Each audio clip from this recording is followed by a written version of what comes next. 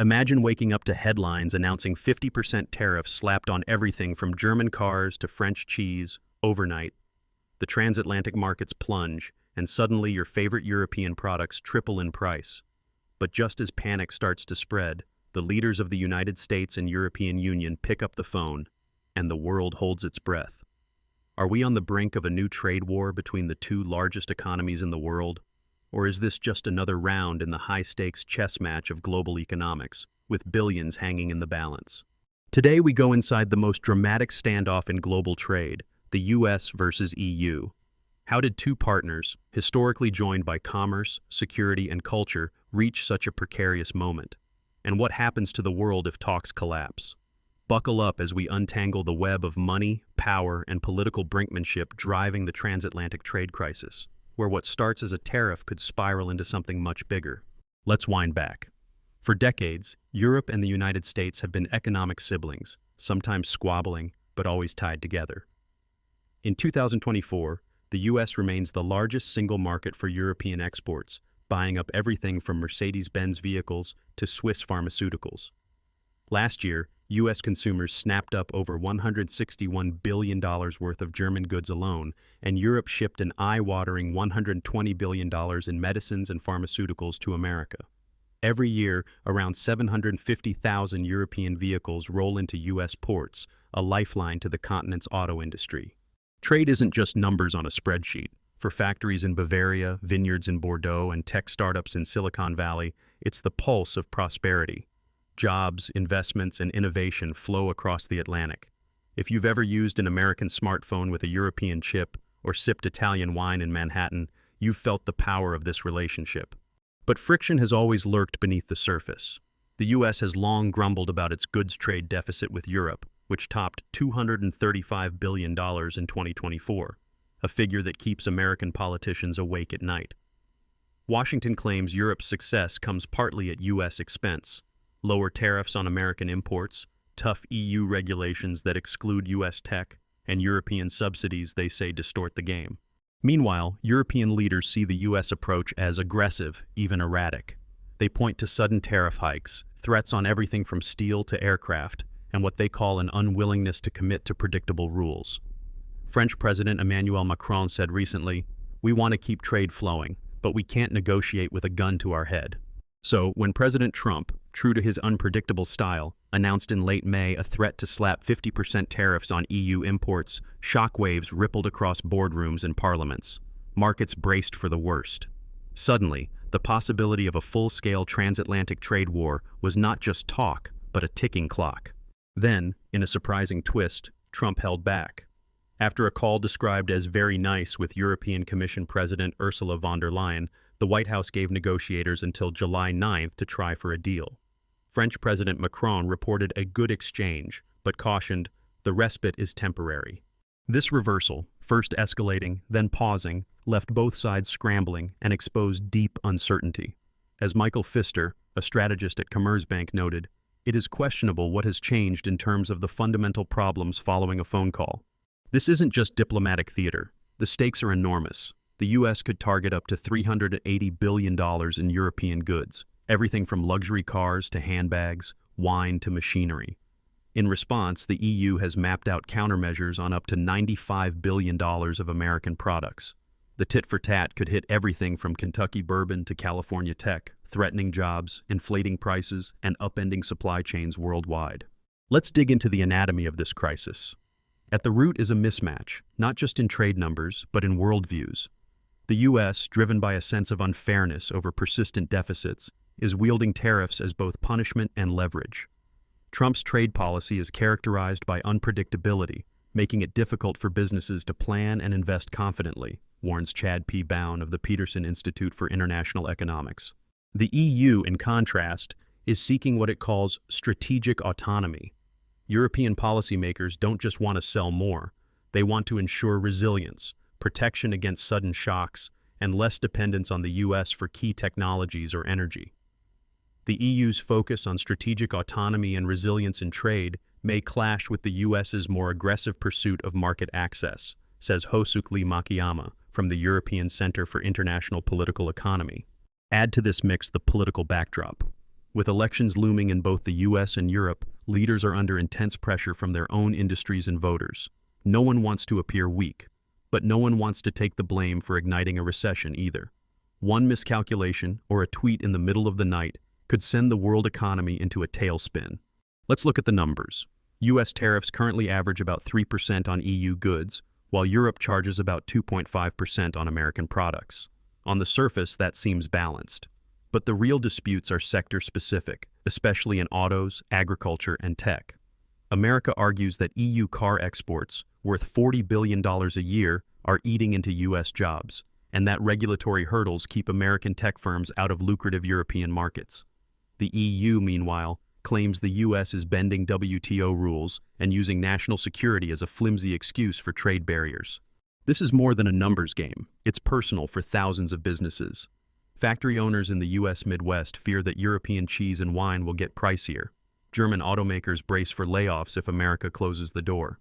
Tech entrepreneurs on both sides worry that innovation could be strangled by a new wall of bureaucracy. The psychological toll is real. Every rumor or leaked memo sends shares soaring or plunging. Investment decisions freeze. No wonder Edward Alden of the Council on Foreign Relations cautions, the U.S. is using tariffs as a negotiating tactic to force concessions from the EU, but this approach risks escalating trade tensions and harming transatlantic relations. Both sides have floated solutions. The EU has offered a zero-for-zero proposal, scrapping tariffs on cars and industrial goods, aiming to restore predictability.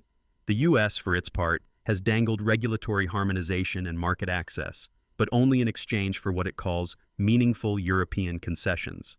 Yet trust is in short supply. Behind closed doors, negotiators race against the July 9th deadline.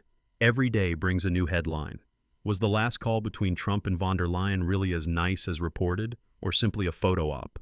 The wider implications are staggering. If the transatlantic partnership fractures, global supply chains could unravel. Countries like China or India might exploit the rift, shifting alliances and redrawing the map of global commerce. Jacob Kierkegaard of the Peterson Institute warns, a trade war between the EU and the US would have significant negative consequences for global economic growth and stability. And remember, it's not just about tariffs.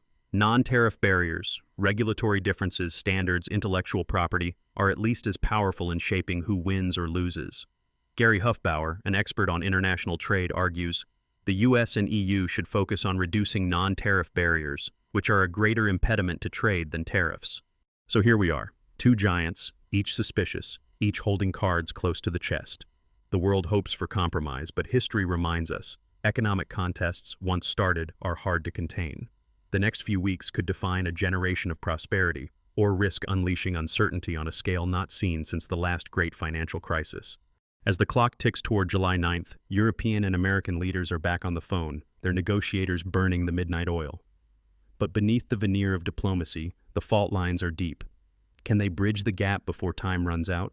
In the next part, we'll explore inside the negotiation rooms. What's really at stake for jobs, industries, consumers, and the global order? And if diplomacy fails, what could a transatlantic trade war mean for your wallet, your business, and the technologies you use every day? Let's look ahead to what could happen next. With the July 9th deadline closing in, both the US and the EU are under intense pressure, not just from each other, but from their own people, industries, and markets. The stakes couldn't be higher, and the world is watching. What are the possible outcomes of these high-stakes negotiations? Let's unpack the scenarios experts say could unfold, and what each would mean for economies, businesses, and your daily life. One possibility is the best-case scenario. The two sides pull off a comprehensive trade deal. Imagine a future where tariffs are rolled back or even eliminated entirely for key products, and regulatory differences, those tricky hurdles that can cost companies millions, are harmonized. Commerce flows more easily across the Atlantic. Car manufacturers in Germany, pharmaceutical firms in France, tech giants in California, and small exporters in Kansas all breathe a sigh of relief. Markets rally. Investment, which has been waiting nervously on the sidelines, comes rushing back in. That new deal could have real positive impacts. Remember, the U.S. is the EU's top trading partner for goods, representing more than 20% of their exports. A smooth relationship means jobs are protected, supply chains are secure, and prices for everything from vehicles to medicines to electronics stay lower for consumers. But this rosy picture is no guarantee. There's a very real risk that talks stall, the deadline passes, and threats become reality. Tariffs snap into place, 50% on EU imports into the US, massive countermeasures from Europe. Suddenly, about 70% of EU exports to the US, worth nearly $380 billion, face new taxes. The EU strikes back, targeting up to $95 billion of American products, everything from bourbon to motorcycles to tech components. The consequences? Jacob Kierkegaard from the Peterson Institute warns, a trade war between the EU and the US would have significant negative consequences for global economic growth and stability. And those effects trickle through supply chains. American factories that rely on European machine parts see their costs rise.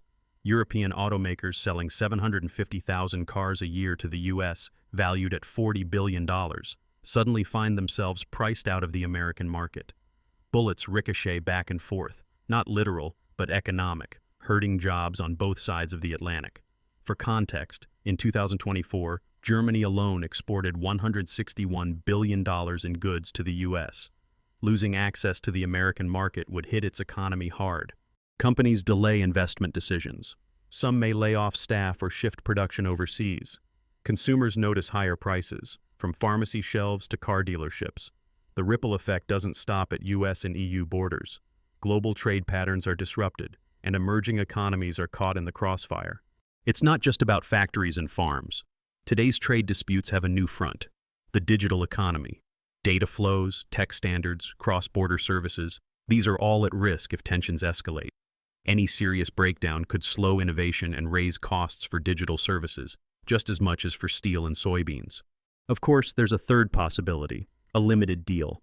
Maybe the negotiators manage to strike an agreement on a handful of issues, say, digital trade, or maybe they agree to drop tariffs on cars while leaving agricultural disputes for another day. This would buy time, calm markets, and show some progress, but wouldn't solve the deeper divides. The underlying issues, trade imbalances, regulatory standards, strategic priorities, would simmer beneath the surface, ready to flare up again. Why is it so difficult to find a solution? The answer lies in politics as much as economics. As Chad P. Bown, a senior fellow at the Peterson Institute, puts it, Trump's trade policy is characterized by unpredictability, making it difficult for businesses to plan and invest confidently. The Trump administration uses tariffs as hardball negotiating tactics, hoping to force big concessions. This strategy can win some headlines, but it makes allies nervous and sometimes backfires. Tit-for-tat retaliation can hurt American producers just as much as European ones. And with elections always on the horizon, political leaders in both Washington and European capitals need to show toughness to their own voters, even as economic logic calls for compromise. Another challenge: the EU itself is a bloc of 27 countries, each with their own interests and pressures. What's good for France's winemakers may not be good for Finland's tech sector. Building consensus within the EU can be as complicated as negotiating with the US. Then there are the so-called non-tariff barriers. These include regulatory differences, different safety standards for cars, licensing requirements, digital privacy rules. Gary Huffbauer, a trade expert, points out, the US and EU should focus on reducing non-tariff barriers to trade, such as regulatory differences, which are a greater impediment to trade than tariffs. So, why does this matter to you wherever you live? First, because the US and EU together account for nearly half of global GDP. What happens between them shapes the whole world economy. If tariffs rise, the cost of living goes up, not just for Americans or Europeans, but for people everywhere. Companies may pass higher costs on to consumers, reduce hiring, or even relocate to avoid tariff fallout. If you're a business owner, especially one involved in importing or exporting, these negotiations determine the ground rules for years to come. A stable, predictable trade relationship means you can invest, hire, and plan ahead. Prolonged uncertainty freezes growth. Even if you're not in business, the outcome affects your daily life. Think about it. Are you shopping online for European clothes or gadgets? Those might get more expensive. Do you care about innovation in tech, lower prices for cars, or the availability of medicines? All these hinge on the invisible threads of trade ties. There's also a lesson here about the power of diplomacy. The current pause in tariffs, a result of a phone call between leaders, not a legal treaty, shows how fragile trade peace can be. It's a reminder that relationships between nations, like between people, require constant attention, give and take, and sometimes swallowing pride for the greater good. What can you do with this information? First, stay informed. Too often, trade policy is seen as an abstract issue for politicians and CEOs. But as we've seen, it has real consequences for jobs, prices, and the global economy. Understanding these issues makes you a more empowered citizen and consumer. Second, if you're in business, take a hard look at your supply chains.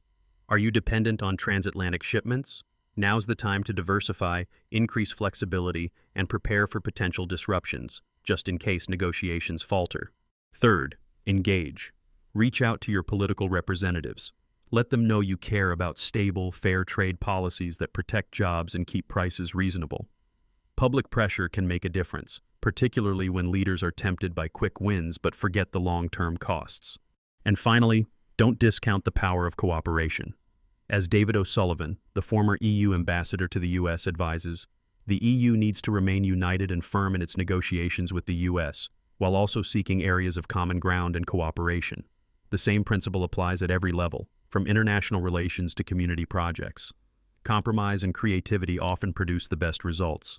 As we approach the July 9th deadline, one thing is clear. Both sides would benefit far more from cooperation than from confrontation. Neither can truly win a trade war, but both can flourish by finding common ground.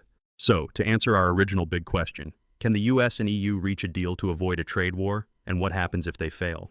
The answer is, they absolutely can, but it will take hard work, compromise, and a willingness to look past short-term politics for the sake of long-term prosperity. The real consequences of failure are already visible in past trade flare-ups: higher prices, lost jobs, and damage to trust on both sides. The lesson is stark.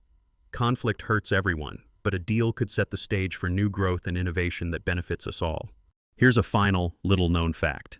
Many of the biggest roadblocks to transatlantic trade aren't the tariffs themselves, but the hidden regulatory barriers you rarely hear about.